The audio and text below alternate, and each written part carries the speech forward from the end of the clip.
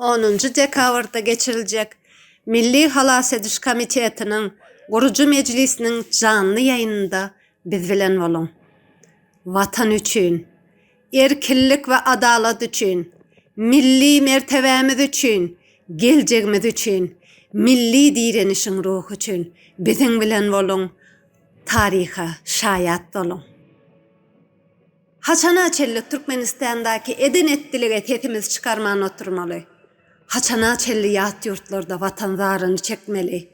Haçana çelli çağalarımız bitsiz ullanmalı. Haçana çelli ene atalarımız bitsiz jaylanmalı. Haçana çelli beydip korkup yaşamalı. Dünyanın yüzüne bir sinedin. Halklar öz erkinlikleri için köçe çıkıp görüşyendirler. Şol halklardan bizim hem hiç kim yerimiz yoktur. Bizim ene atalarımız kılıç kemiren millettendir. Gelin, Milli Halas Ediş Komitetinin başına cemlenin. Vatan için aygıtlı adamın vakti geldi. Edermen Türkmen öz neslinin gelecek için ayağa kal. Öz tarihini özün yaz.